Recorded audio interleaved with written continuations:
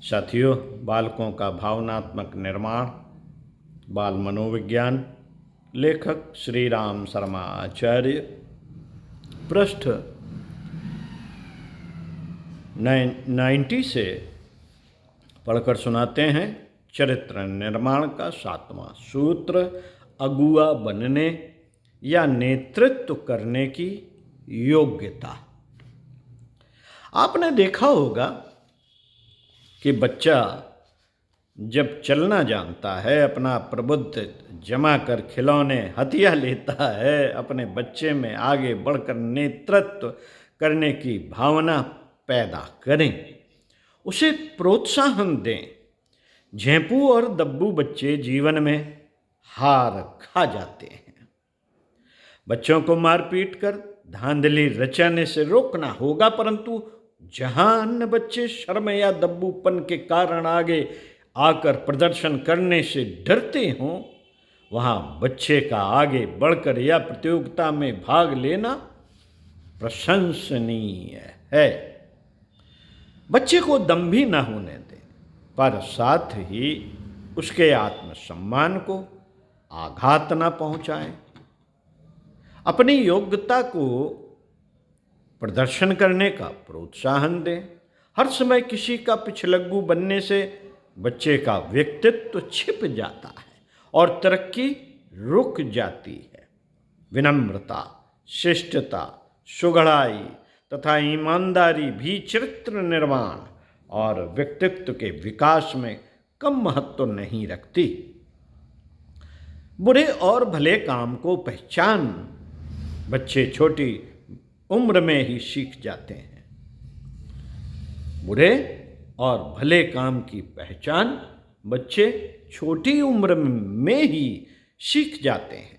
आवश्यकता केवल इस बात की है कि बच्चे को धीरता और प्यार से सब बात सिखाई जाए।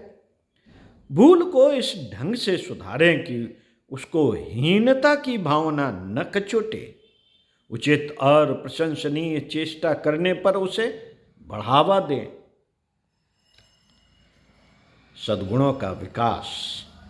बच्चे में सद्गुणों का विकास हो, वे चरित्रवान बने, इसके लिए घर के वातावरण, बड़ों के उदाहरण तथा बच्चों की संगति, इन तीनों को विशेष महत्व देना होगा, क्योंकि ये ही बच्चे के चरित्र विकास की आधारशिला है। घर का वातावरण ऐसा हो जो बच्चे की रक्षा करे, उसकी सद्वृत्ति और गति को ठीक ओर मोड़े, ऐसा ना हो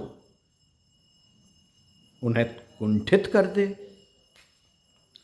माता पिता तथा गुरु को यह बात सर्वथा याद रखनी है कि जिस तरह एक बच्चा दूसरे बच्चे से रूप, रंग, आकार और बल में भिन्न है, उसी प्रकार योग्यता, सामर्थ्य, विकास तथा कार्य करने की रफ्तार में भी वह दूसरे बच्चे से भिन्न हो सकता है।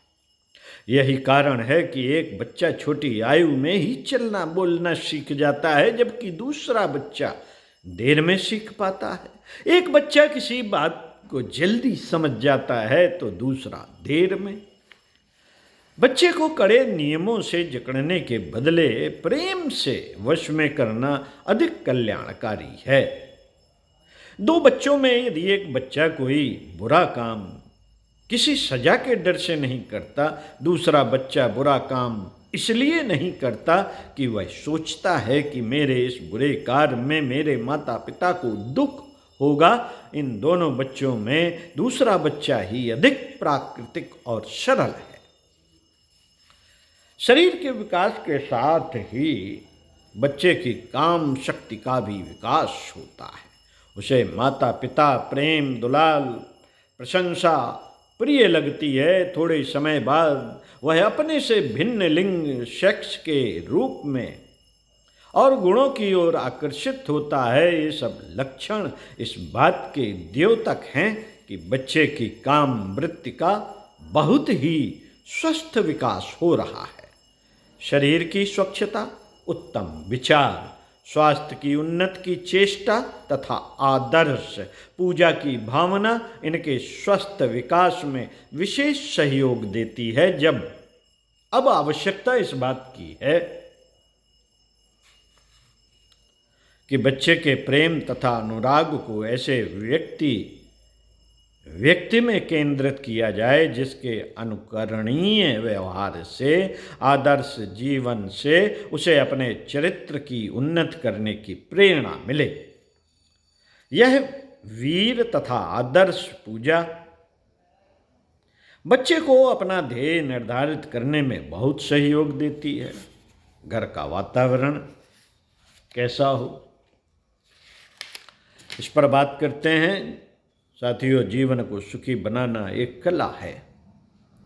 इसके लिए बच्चे में सहनशीलता, कर्तव्यशीलता, निस्वार्थता और सहकारिता, मिलकर काम करने की भावना का होना आवश्यक है। ये सभी गुण बच्चे माता पिता के उदाहरण से सीखते हैं। घर बच्चों को संसार से परिचित कराने और उनके विचारों तथा आदर्शों को गढ़ने की सबसे सुंदर पाठशाला है। इसी पाठशाला में बच्चे अनुकरण से सब सीखते हैं। बड़ों के व्यवहार का बच्चा मानो दर्पण है। अगर माता पिता सुसंस्कारी हैं तो बच्चा भी चरित्रवान होगा। अगर माता पिता ही झूठ, छल, प्रपंच और ईर्ष्या के अवतार हैं तो बच्चे भी वैसे ही निकलेंगे। विनम्रता, शीलता तथा शिष्टाचार का पाठ भी बच्चों को केवल दिखाने के लिए न पढ़ाए जाए। इन गुणों का अभ्यास तो दैनिक जीवन में होना चाहिए। बच्चे की योग्यता और सद्गुणों की कसौटी है उसके चरित्र की लोच। स्वभाव में सहन शक्ति तथा धीरता। मनुष्य की जीवन यात्रा संघर्षपूर्ण है। उसमें सद्गुणी ही सफलता प्राप्त कर सकते हैं। दुर्बल मनुष्य परिस्थितियों का दास बन जाता है, परंतु कर्मशील व्यक्ति परिस्थितियों से जूझकर उन्हें गढ़ता और संवारता हुआ अपने लक्ष्य की ओर बढ़ता जाता है। ऐसा मनुष्य अपने साथ 10 अन्य को भी तार देता है।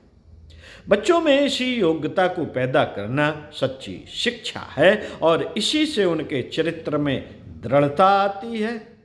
मनुष्य एक सामाजिक प्राणी है। उसे 4 अन्य के साथ मिलकर काम करना पड़ता है। एक गुणग्राही, चरित्रवान तथा निस्वार्थ व्यक्ति ही दूसरों का सहयोग प्राप्त कर सकता है। उसी को नेता बनने का अधिकार भी है। जिस घर में बड़ों का व्यवहार बच्चों को परस्पर सहयोग से काम करने, वर्तमान को सुंदर और सफल बनाने की चेष्टा करने तथा अनिवार्य विपत्तियों का डटकर सामना करने का पाठ पढ़ाए, वहाँ बच्चों में सद्गुणों का विकास होते देर नहीं लगेगी। पवित्रता, स्वच्छता, व्यवस्था प्रियता, समय पर काम करना आदि बातों को भी बच्चों को बचपन से सिखाई जाए।